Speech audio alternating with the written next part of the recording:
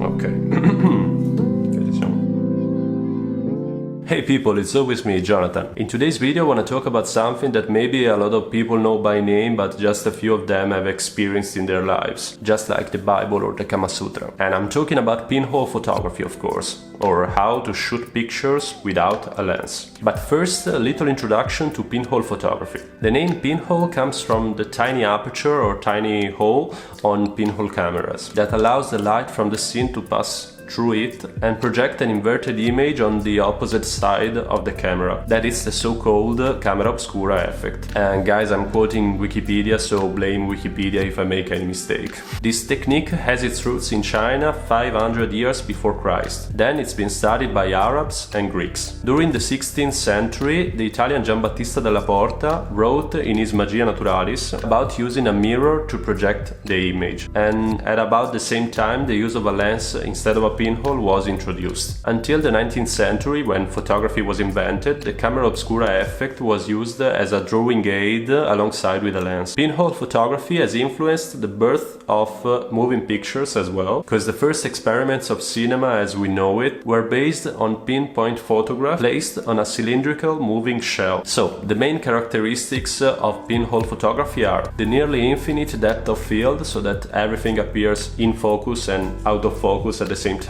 The fact that there is no lens distortion, so that wide-angle photographs appear rectilinear, and the long exposure times that cause a lot of motion blur and like strange artifacts caused by moving objects. Nowadays, pinhole photography is a fashionable thing for photography enthusiasts, including me at this point, and a fun way to experiment with a very old technique. I have a vivid memory of the times when I was studying photography history at university, and there was this photographer that we were studying, and his name was Paolo Gioli. This guy used to take pictures with his punch, holding film inside of his closed fist and leaving a small aperture to let light impress the film inside that was here inside. I hope that it's kind of clear to you. And I was fascinated by this crazy approach to photography, and since that moment I started wondering about the possibility of taking pictures without lenses. And I knew that some producers were releasing pinhole lenses designed for roll mounts to get good results, but they were too expensive for me, being literal camera caps with a hole in the middle. I remember searching for some models on eBay and finding them with a price tag from 50 to 80 euros or something like that. So 50 to 80 euros for a camera cap with a hole. And a lot of people in photography blogs were talking about the fact that the coolest thing about shooting pinhole photography is building yourself a pinhole. But I was, and I am, too lazy to do it myself, so yeah, and of course I didn't want to damage my sensor, I don't know, allowing too much light inside, because you know, if your hole is slightly larger than it should be and more light enters the sensor, you can damage the sensor. I think it makes sense in my head.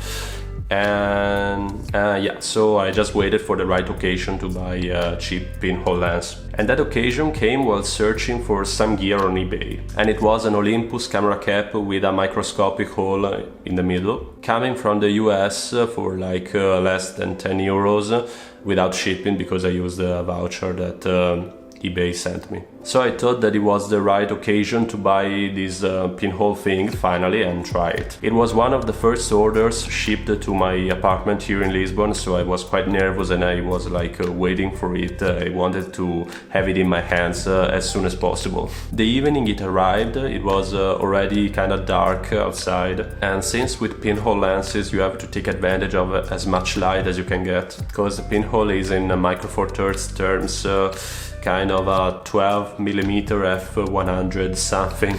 So I decided to wait for a sunny day to go out and try it. Anyway, I took a cool picture of the street where I live, bumping up the ISO at I don't know, 6400, something like that.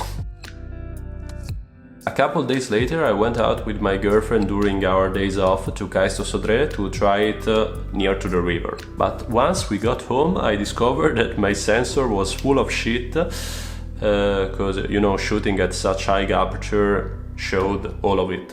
and I managed to remove all these spots on Lightroom, but the videos that I took were totally ruined. So yeah, I will make other videos with a pinhole once my cleaning set arrives at home, and I will clean my camera sensor and my lenses for the first time in my life. So probably I could make a video about it. I will think of it, and I know guys, better late than never, I guess. So after all this story, here are my first experiments with the pinhole lens and my GX85 that I have here with the pinhole lens on. Yeah, you see, Olympus cap, microfourthirds cap, Olympus lumix microfourthirds with the hole. You can see the hole in the middle.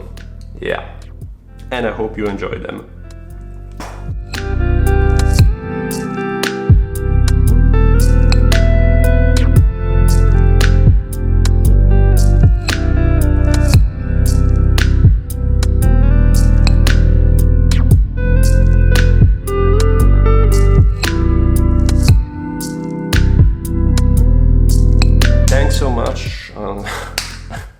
Thanks so much guys for watching. Let me know in the comments if you ever tried pinhole photography, or what do you think of these experiments, or whatever you want. And like, subscribe and do everything that you want to do, and see you in the next video. Bye. Ma perché le campane? Cioè, non ho mai sentito le campane qua una volta, Cristo santo. Ok. Basta. Ma quanto va avanti poi? Quanti cazzo di rintocchi sono? Vabbè. Ah, devo andare avanti, Dio.